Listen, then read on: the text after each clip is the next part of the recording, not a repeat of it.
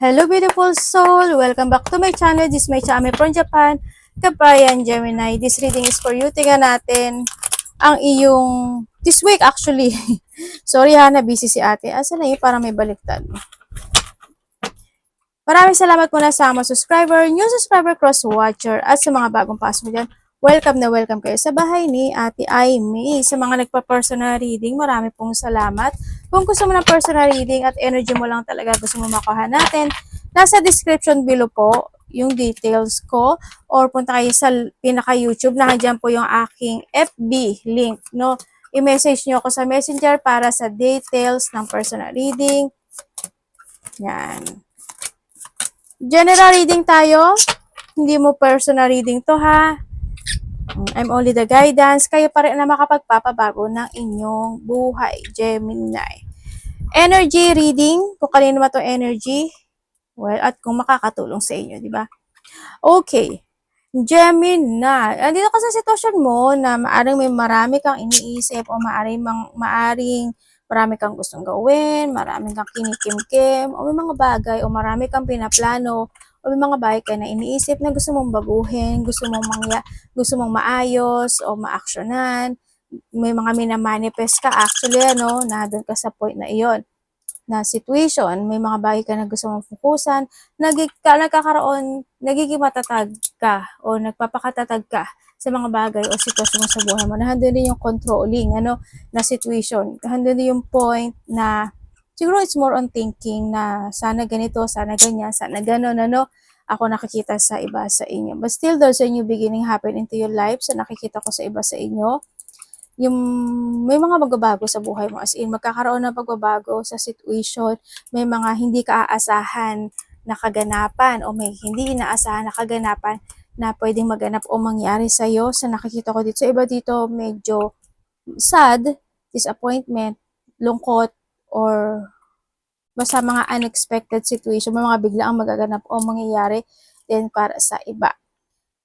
Yan, sa iba sa inyo is either isa or dalawa ito na pwedeng kaganapan na hindi mo inaasahan o may mga mabubunyag or may mga mangyayari na hindi, basta mga unexpected ganyan. Pwedeng mayroong lihim na lalabas or mga itinatago na lalabas, mga ganyan. Mga biglaang kaganapan sa iba.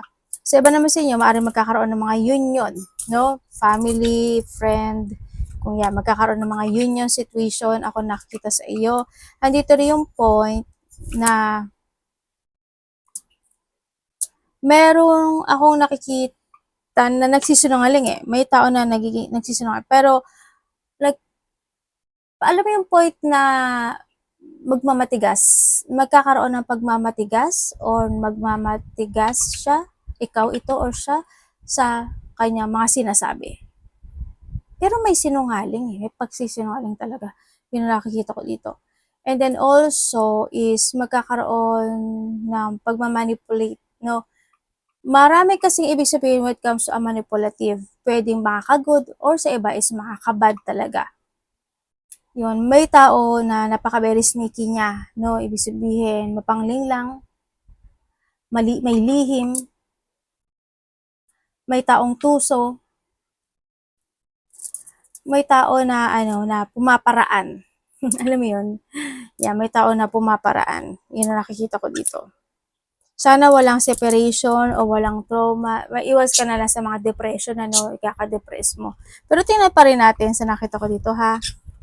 Yun. Pero napaka-very independent mo na masyado. May mga hinihiling ka talaga sa taas, Your energy.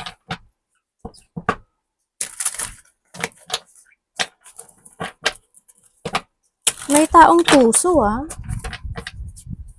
As in. Alam mo yung point na ang talas niyang mag-isip. Ganyan, may taong ganon. Tsaka magaling siyang magsalita. As in, magaling. Tingnan natin ang iyong energy. Anak, kumen. Diyan talaga. Gustong masaktan. Gusto masaktan. Anak mo, belo ka sa baraha, ha? Boom. Ito. your energy.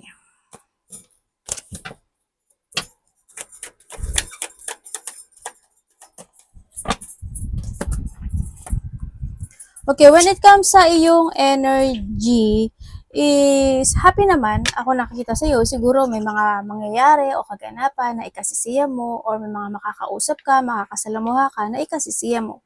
Nandun sa point na yon. There's a joy, happy gathering, pwede sa iba.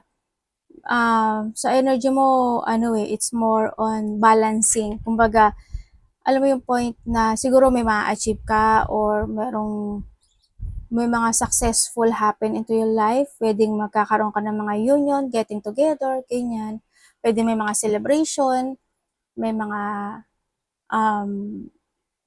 having fun, happiness, enjoyment. Kaya ang saya nung nakikita ko sa inyo. Baka rin naman kasi may mga kayo, no, anniversary, monthsary. Basta kung ano mga isa-celebrate nyo na may saya. Yun ang nakikita ko sa iba sa inyo. You try to make it balance any situation to your life. Sa nakita ko, handun naman yung faith mo sa taas. Sa nakikita ko sa'yo dito, binavalue mo naman yung mga tao na talagang binavalue ka. It's good din naman yung sa nakita ko dito. May pamumunuan ka o may pinamumunuan ka? Sa iba dito parang may pamumuno na situation o may pinamumunuan ka na situation. Yun ang nakikita ko. Mas hinahabaan mo yung pasensya mo this time. Sa nakita ko, yun lang, yung iba lang, hindi naman siguro kayo lahat, pero yung iba parang may mga bagay ka nagtitiis ka o nagtitimpi ka. May mga ganun kang sitwasyon. Parating.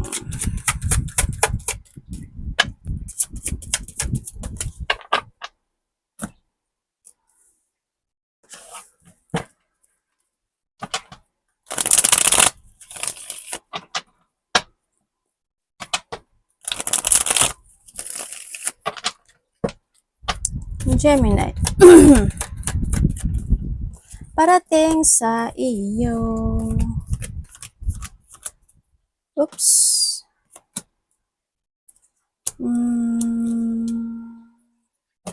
Okay, parating sa iyo. Parating sa iyo, ang nakikita ko sa iyo dito, may gulo. Hindi ko alam kung, sa iba dito, di sa gulo. Parang struggle, ganyan. Iba dito, may mga hindi pagkakaunawaan, disagreement, maiinis ka, maiirita ka, magtatampo, or mga tension, no? Pwedeng conflict, malaki o maliit yan. Pwedeng nandoon sa point na yon. Pwedeng may mga taong matataas ang ego, ikaw, pwedeng kasama ka doon, or someone who's connected sa iyo. Yun ang nakikita ko, ha? Medyo habaan mo lang talaga yung pasensya. May unfinished business ka, no, Gemini? May unfinished business ka raw. Ang gulo naman ng barahan ito. Okay, andito rin yung point na may pinagpupuyatan ka. Okay ka lang ba? Medyo, hindi ko alam kung night shift ka or maaaring may pinagpupuyatan ka, puyat ka, pagising-gising ka sa gabi o late ka na talaga natutulog or maaga ka nagigising, bawiin mo, ha? Bumawi ka ng tulog hanggat maaari. Andito rin yung point na may mga bagay ka doon na sisiya sa atin, may mga bagay na urong sulong, naghahanap ka ng katotohanan, ganito ba, ganyan ba, ganon, dapat ba, kailangan ba. Parang nandun ka sa point, there's a manifestation din ako nakikita sa'yo dito, no? May konting lungkot, feeling emotions sa nakikita ko sa'yo dito, yun. Pero kahit pa paano, strong yung energy na nakikita ko sa iba sa inyo eh. O baka lang kasi sa iba na talagang, alam mo, iba yung nararamdaman inside kahit pa paano sa panlabas. Mas strong ka kasi sa panglabas sa nakikita ko sa iba sa inyo na handon sa point na iyon.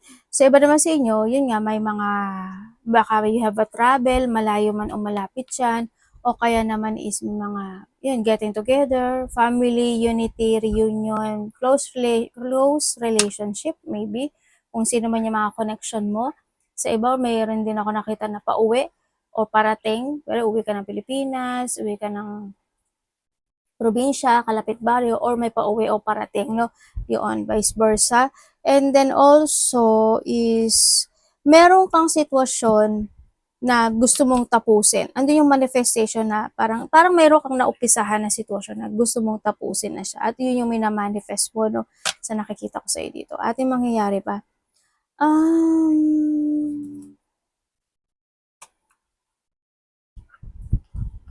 Matagal pa to? Matagal pa to. As in. Mangyayari, yes, kasi ang nakikita ko sa'yo dito is, maaring mayroon ka kasing dapat na i-reset sa buhay mo. Or mayroon kang dapat na i-let go para makalaya ka doon sa sitwasyon mo. May sinasabing ganun. Hindi ko alam kung ano yung meron sa'yo, pero kailangan mong lumaya sa isang sitwasyon para magbago yung destiny mo. Or pwedeng may mga dapat kang i-let go sa buhay mo, i-let go sa sarili mo para magkaroon ng situation. Or you need to resetting situation, ano, sa nakikita ko dito. Yung iba dito, feeling burden, struggle, problem, may mga ganun, may bigat na nararamdaman. Hindi ko alam kung sa trabaho siya or sa mga taong nakakausap mo, pwedeng nandun sa point, o meron ka pa talagang baggage, no, pwedeng nandun sa point na yon. Para, yun, may mga territorial situation din ako na nakikita na pinag-uusapan o pag-uusapan something. Yun. Ingat ka na lang din when it comes sa parating sa'yo is,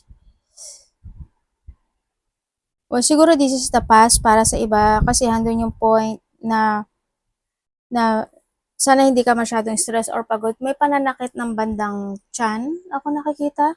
Hindi ko alam kung may sakit ka ba sa bandang tiyan o ba't gitna ng katawan. Yan, pwedeng sisikmurain ka,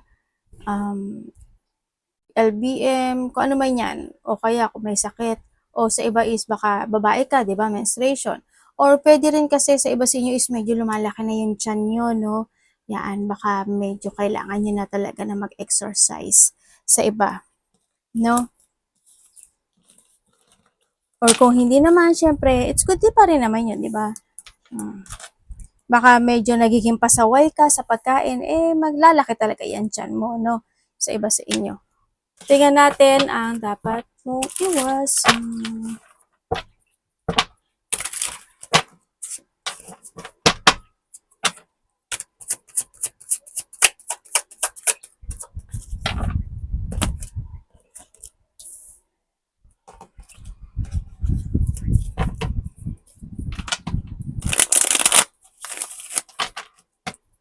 Gemini.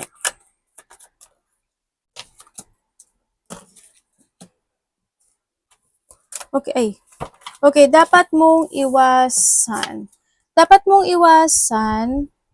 Ay, teka lang, hanapan ko ng ano. Okay.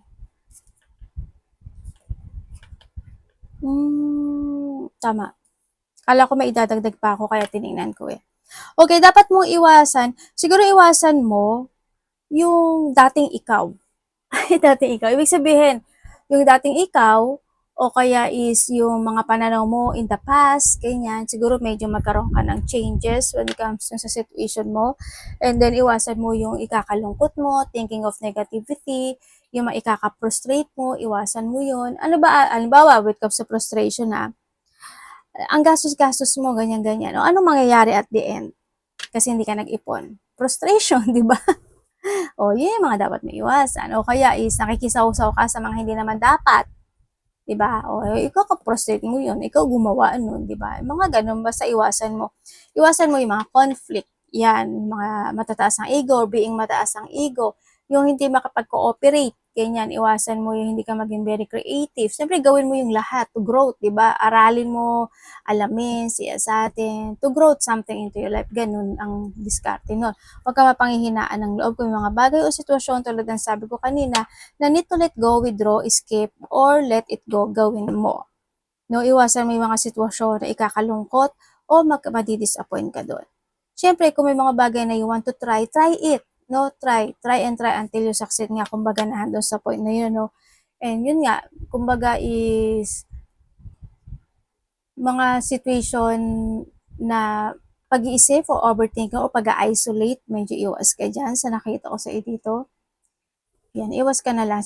To compete, alam mo yung point na yung makikipagtalo ka pa, makikipagkompetensya ka pa, hindi mo na rin kailangan yan, Yan, iwas ka dyan sa mga ganyan. Kung may mga bagay talaga na kailangan mong baguhin, isaayos, i-move, tapusin, kung kailangan mo maglinis, sa lahat ng aspeto ng buhay mo, gawin mo. Kahit sa bahay, maglinis ka, baka hindi ka naglilinis, o kaya is yung mga sitwasyon na dapat linisin, ayusin, gawin mo. Kapatid, anak, magulang, karelasyon, kaibigan, pamilya, Gemini in relationship.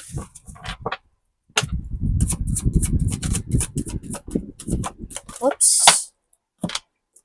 Ay, tingnan mo, oh. Haba ng sungay, ah.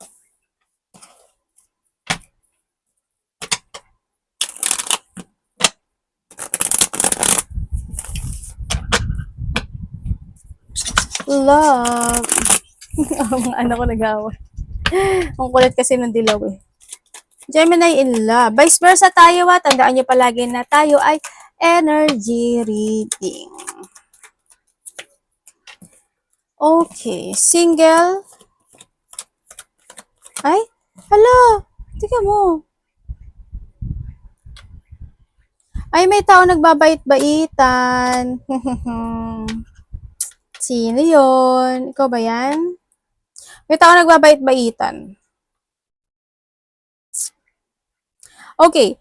Kung single kayo, sa mga single, pwedeng may nakakausap ka, no? O may makikilala ka. Isa or dalawa. Pero ingat ka na lang, ano, dito sa situation, ano? Iba dito, baka may mas bata sa'yo, no? O kaya is, may dalawa pa na either same age mo siya or basta hindi siya matanda, eh. Hindi siya ganun katanda. Ang nakita ko. May buntis. Ay, buntis ano? So, iba sa inyo, ano, may sakit daw kayo sa, kung babae ka ha, may sakit daw kayo sa matres. Siguro, hindi ko alam kung ano yung sakit niyo sa matres. Baka, kailangan niyo magpa-check kung gusto niyo magbuntis. Ayun yung nakita ko na yung baliktad. Okay, kung single ka, sa single ka, slowly but surely, ang nakikita ko sa dito kasi mari itong tao na ito is may unfinished business siya or may pagsisinungaling. Kung kayo naman is nagkahiwalay nitong tao, yes, nagkaroon na paghihiwalay, you know? Kasi isa sa inyo talagang nag-let go. Yun na nakita ko, nag-let go, pwede din kasi na nagkaroon din siya ng option para naman sa iba. Or iba yung nag-let go lang talaga. Yun. Sa iba, isa karoon siya ng option. Kumbaga, nagkaroon ng doubt when it come in this connection, ano, yan. So, nakita ko, ate, babalik ba siya? Matuksohin din pala yung isa dito, no? Kung babalik siya, sa nakikita kasi nagkakaroon siya ng back and forth situation. Hindi ko alam why, pero nagiging back and forth yung energy na ito. Kaya nai-stuck ito, no? Siguro parang sinasabi niya, hindi pa sa ngayon, hindi pa nararapat sa ngayon. Kaya na nakita ko siya, nai-stuck siya o nai-stagnant siya. Yun. Yun na nakikita ko sa kanya. Pero gusto niya ng renewal. Parang naghihintay siya ng tamang panahon, tamang pagkakataon. Alam mo yung parang naglilimlim ka sa isang itlog na kapag kung kailan siya lalabas yung sisiw. Ganun siya, hindi siya nagbibigla. Kumbaga, na may mahaba pasensya niya. Pero they want renewal na doon sa point na yun. Sa mga in a third party relationship, no? So, in a third party relationship, alam mo naman daw na may third party. Or pwede ikaw rin kasi yung third party, ano? Yun, yung isa sa inyo, alam naman talaga. Dito sa sitwasyon, na dalawa sila, ganyan. Ako nakikita dito. But still, yun, may mga time lang din siguro na, ano, na hindi talaga kayo, well, kasi nga may third party, hindi na talaga kayo magkakaintindihan. Pero itong recollection na to, kung sasabihin mo sa akin na mag-growth, hindi. May blockage talaga, no? Hindi yung pagiging makasarili at sakim at sinungaling ng isa sa inyo. Yun ang nakikita ko dito. Or pwede rin kasi na meron pang unfinished business, di ba? Well, choice mo na to kung pabalik-balik kayo. Iba dito kasi maring pabalik, paulit-ulit lang kayo, no? In and out, mga ganyan. Choice mo na rin yan. Well, kung kayo naman is walang third-party relationship, sa mga walang third-party relationship, andun yung isa sa inyo, yun nga, kumbaga, is andun yung valuing. They want to hold this connection. So, nakita ko, andun naman yung suporta, yung giving support or vice versa. When it comes to, you try to make it balance. Kumbaga, yun lang, may mga time lang talaga na hindi pagkakaintindihan. Natural yun sa relasyon. Pero yung palagi, paulit-ulit, iba na yun. Okay? Iba sa inyo kasi isa sa inyo is siguro medyo may pagkasakim lang, no, o makasarili talaga, 'di ba? Kaya minsan hindi kayo nagkakaintindihan. O kaya naman is yung isa sa inyo baka may habit na hindi maganda, no? Pwede na sa point na yun. Yun. Kaya andun naman yung love and caring, pagdating dito sa situation na ito. Andun yung love and caring and valuing. Yun nga lang, basta habaan pa yung isa sa inyo, habaan nyo pa. Habaan nyo pa yung pasensya nyo. Kasi may mga time lang na hindi pagkakaunawaan. No, malaki man o maliit yan, may mga kaganapan na ganun. Pero kahit pa paano, maayos at maayos naman. Pwede rin naman sa iba sa inyo na may tao na very supportive pagdating dito sa connection na ito. Money and trabaho.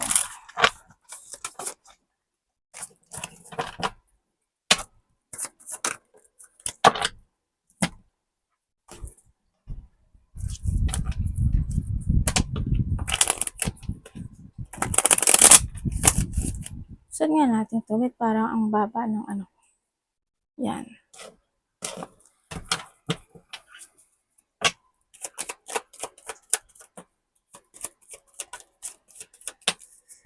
Gemini.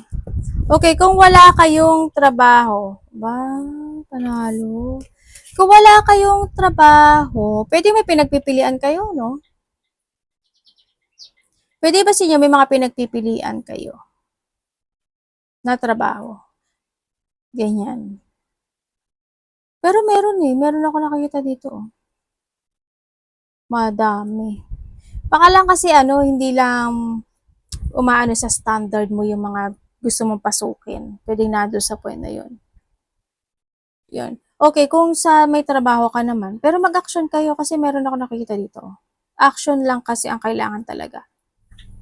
Okay, kung kayo is nasa trabaho, sa trabaho nyo, hindi naman maalis yung mga tao na bitter, no? Sa paligid mo o sa trabaho mo, yung mga tao may masasabi, bitter, mga galit, ganyan, hindi maalis yan. Kahit kanino nangyari. Pero this time, sa'yo ko rin naman kasi nakita sa iyo. Pero wala rin naman, parang dead mythology ka rin naman dito sa situation. Bulag-bulagan ka na rin naman. It's good naman yun. It's good yun. No? Kahit minsan, may feeling burden, struggle, problem. Natural yun. But still, you're standing strong naman kahit papaano sa nakita ko sa'yo dito. Sa pera mo naman, sa pera mo, ang nakikita ko sa'yo dito is sa trabaho mo baka mas maging busy ka, no? Going toward to busiest situation kasi yung iba. Yan. Magkakaroon ng leveling up o may pag-angat pagdating sa pera o trabaho sa nakikita ko sa iyo dito. Andito rin yung point na may mga matatapos o may mga pagtatapos na sitwasyon. Baka busy talaga kayo, yung ikakabisi nyo, baka yun yung makakatulong sa inyo sa pera nyo, no?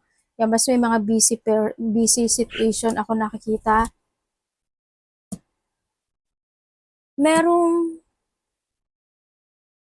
May ilalat ko ka raw hindi ko alam kung ano yun pero may either magtatapos yun or mailelet go ka. Tapos yung papasukin mo na ngayon, yung decision na gagawin mo, yun daw yung makakatulong sa'yo. To grow more when it comes to your money. Yun ang sabi. Sa iba dito, maaaring magkakaroon ka ng resetting or kinakailangan i-reset or kailangan talaga na mag-start ka ng beginning pagdating sa pera mo. Pero sa iba sa inyo, nakikita ko mas magiging okay siya. Sa iba, need to let go na mga bagay, Kasi mas magiging busy yung iba dito, eh. Yan, baka may mga overtime na kayo, night shift kayo, mga ganyan. Sa nakita ko dito. Sa iba naman sa inyo, may pwedeng magdagdag ako. May kasi ako nakikita na parang ang bigat-bigat nung baggage nung iba tulad ng sabi ko kanina, di ba? Yung parang may mga bigat na pasanin. Hindi ko alam kung ikaw ito or someone. May bigat na pasanin. May nakikita ako na collapsing. Hindi ko alam kung babaksak ba siya, guguho, or basta may pagkasira na makaganapan Hindi ko alam kung saan aspeto ng buhay mo yun. Yan, may mga ganong sitwasyon. Pero din ako tao na nakikita na hindi siya pwedeng asahan. o hindi siya pwedeng pagkatiwalaan. Sa iba sa inyo, maaaring magkakaroon kayo ng mga pagpapaliban o ipagpapaliban na sitwasyon. Yun ang nakikita ko dito. New beginning. May new beginning sa iyo, ha? May magtatapos sa buhay mo talaga. Meron din ako nakikita na tao na parang, alam mo yung point na may tao na ayaw niya makipagsapalaran, ayaw niya ng challenge. Either ayaw niya ng gulo, hindi ko alam kung ayaw niya ng gulo, ayaw niya ng challenge, ayaw niya ng struggle, parang ganun ang nakikita ko eh. O ayaw niya ng gusot, parang may taong ganun. Yun. O ayaw niya ng, alam niya yung mendoksay, sino ba yung mga Japanese yan? Yung may mga mendoksay situation, ayaw niya ng mendoksay situation. Yun. Ano nga ba yung mendoksay? Tagalog, kalimutan ko. Kayo na lang yung mga paki-check, comment nyo na lang dyan yung mga nasa Japan. Medyo minsan pag nasanay ka saan na mahirap siya minsan i-translate sa Tagalog. Basta mendoksay situation, ayaw niya nun. May taong ganun. Yan. Arigato naman si God bless.